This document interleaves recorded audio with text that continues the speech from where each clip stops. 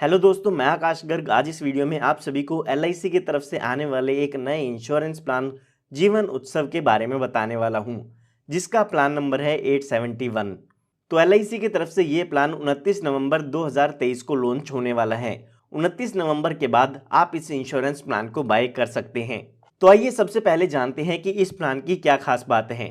तो यहाँ पर सबसे पहले इस प्लान की खास बात यह है कि ये एक होल लाइफ इंश्योरेंस प्लान है, यानी कि आपकी पूरी लाइफ टाइम इसमें आपका इंश्योरेंस कवर रहता है। जैसे आपको एलआईसी के प्लान जीवन उमंग में 100 की एज तक इंश्योरेंस कवर मिलता है, ठीक इसमें भी आपको आपकी पूरी लाइफ इंश्योरेंस कवर मिलेगा।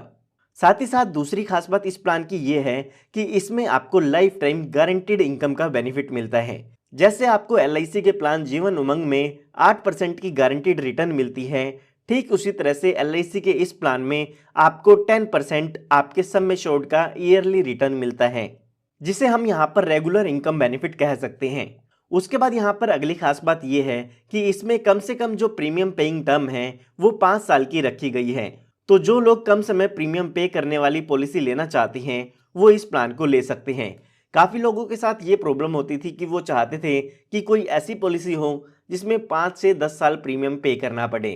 तो जो लोग कम सालों के लिए प्रीमियम पे करना चाहते थे वो लोग इस प्लान को ले सकते हैं।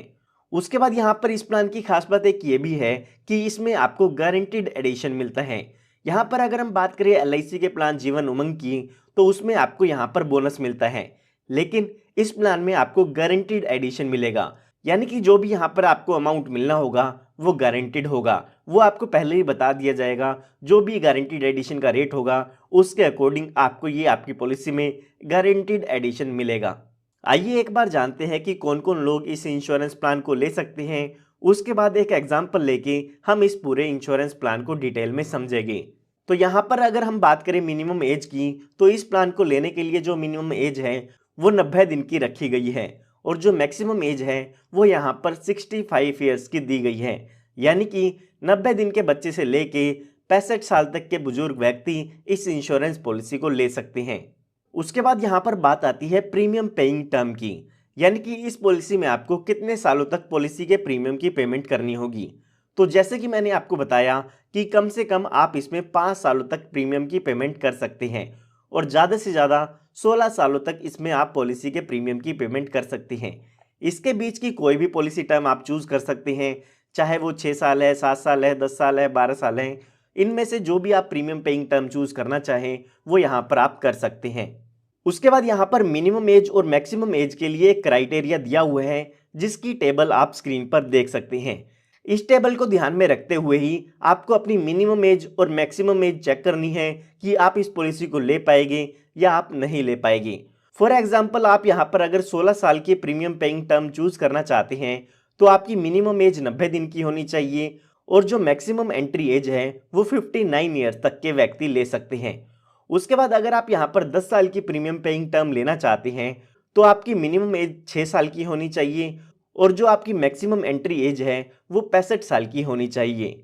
इसके अलावा अगर यहाँ पर आप 5 सालों के लिए प्रीमियम पेइंग टर्म चूज करना चाहते हैं तो आपके जो बच्चे की उम्र है वो 8 साल की होनी चाहिए, और ज़्यादा से ज़्यादा 65 साल तक के व्यक्ति 5 साल की प्रीमियम पेइंग टर्म को चूज कर सकते हैं। तो इस टेबल को ध्यान में रखते हुए आपको अपनी मिनिमम एंट्री एज और मैक्सिमम एंट्री एज चेक कर लेनी है। उसके बाद यहाँ पर बात आती है मिनिमम बेसिक सम एश्योर्ड की, यानी कि आप कम से कम इसमें कितना इंश्योरेंस कवर ले सकते हैं। तो वो अमाउंट यहाँ पर 5 लाख रुपए का दिया गया है। इसका मतलब ये नहीं है कि आपको 5 लाख रुपए पे करने होंगे। इसके बेसिस पे जो भी आपका इंश्योरेंस है वो कैलकुलेट किया जाता है, या हम कह सकते हैं कि ये आपका इंश्योरेंस कवर का अमाउंट है। उसके बाद यहाँ पर बात आती है मैक्सिमम सम एश्योर्ड की, यानी कि ज़्यादा से ज़्यादा बीमा आप इसमें कितना ले सकते हैं। तो उसकी यहाँ पर कोई भी लिमिट नहीं है, ये आपकी इनकम पे डिपेंड करता है कि आपकी इनकम के अकॉर्डिंग कितना ज़्यादा इंश्योरेंस एलआईसी आपको देती है। तो आइए अब एक एग्जाम्पल की मदद से समझते हैं कि यह पूरा इंश्योरेंस प्लान कैसे काम करता है। तो एग्जाम्पल समझने के लिए हम मान लेते हैं कि जो आपकी उम्र है वो 30 साल की है, और आप इसमें 10 लाख रुपए का इंश्योरेंस कवर लेना चाहते हैं, यानी कि जो हमारा बेसिक सम एश्योर्ड है वो 10 लाख रुपए का है।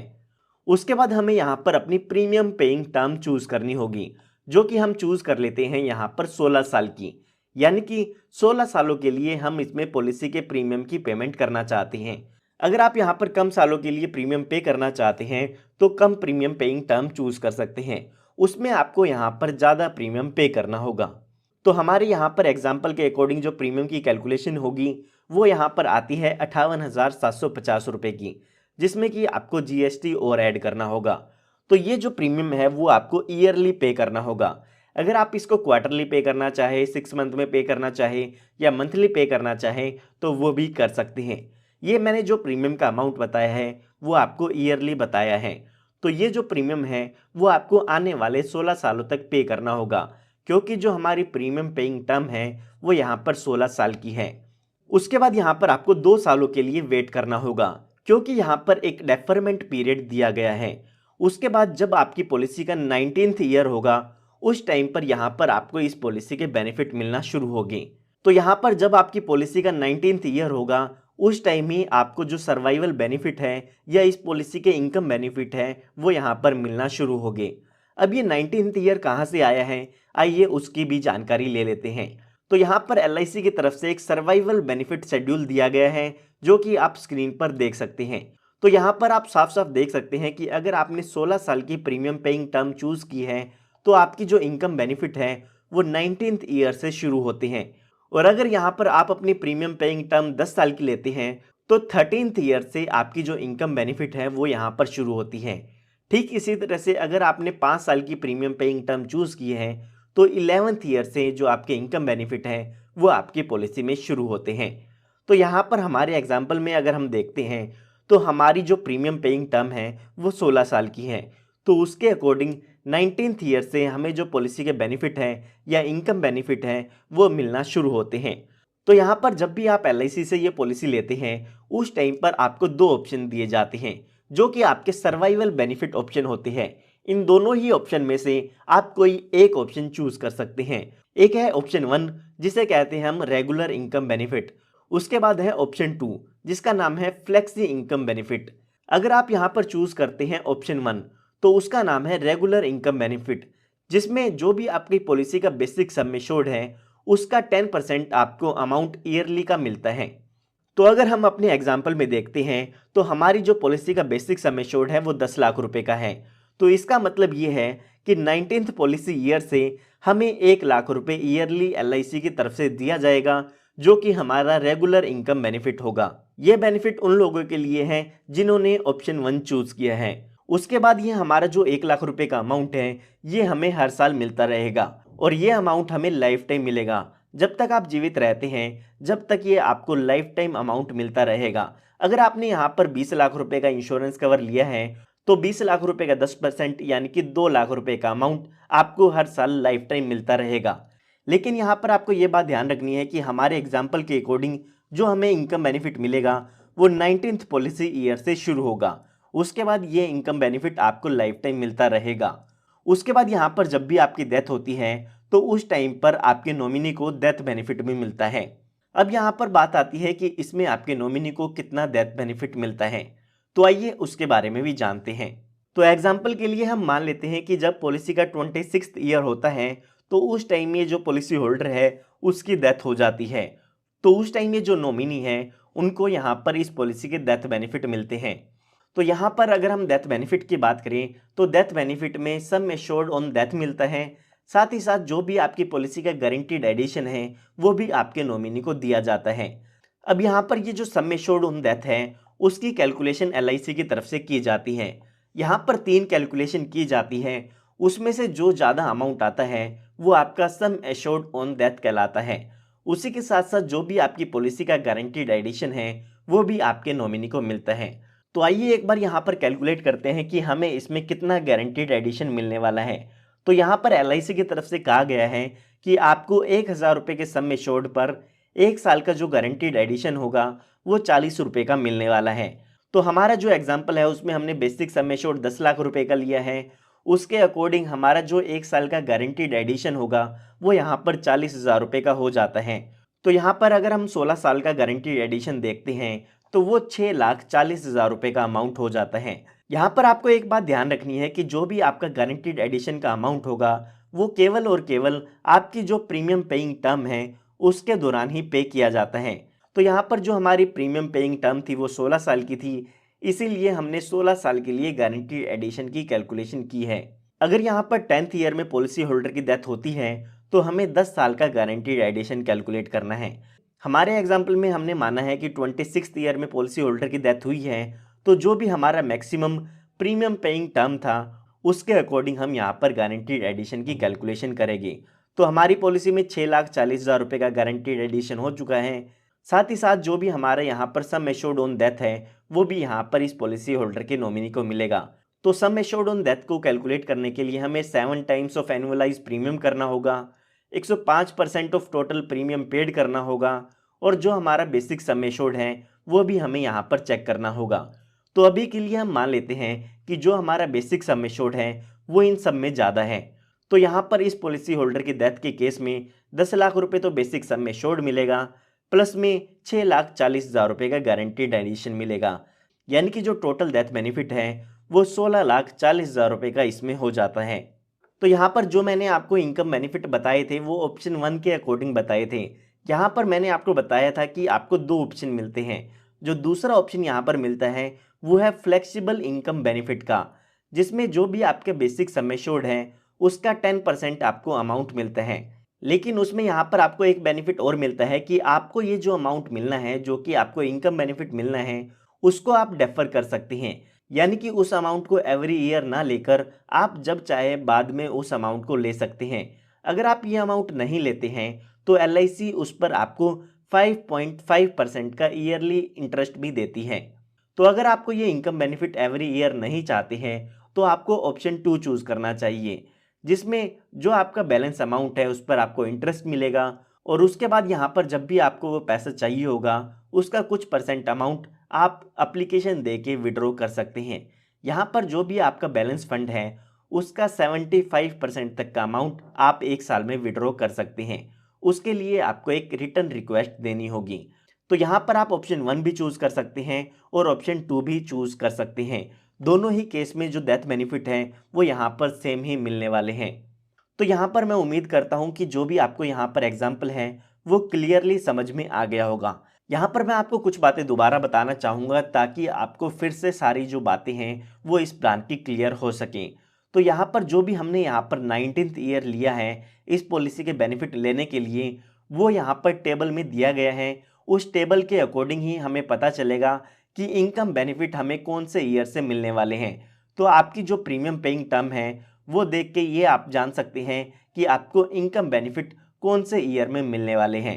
उसके बाद यहाँ पर आपको ये बात ध्यान रखनी है कि जो भी गारंटीड एडिशन आपको मिलना है वो केवल और केवल प्रीमियम पेइंग टर्म के दौरान ही मिलने वाला है। काफ़ी लोग यहाँ पर सोचते हैं कि प्रीमियम पेइंग टर्म के बाद भी उनको गारंटीड एडिशन मिलेगा, लेकिन ऐसा यहाँ पर बिल्कुल भी नहीं है। उसके बाद यहाँ पर अगली बात आपको ध्यान में ये रखनी है कि सर्वाइवल बेनिफिट के लिए आपको 2 ऑप्शन मिलते हैं। इन दोनों ही ऑप्शन में से कोई एक ऑप्शन आप चूज़ कर सकते हैं। उसके अलावा यहाँ पर जो डेथ बेनिफिट की कैलकुलेशन है वो मैं आपको बता चुका हूँ कि यहाँ पर sum assured on death plus guaranteed addition death के केस में मिलता है।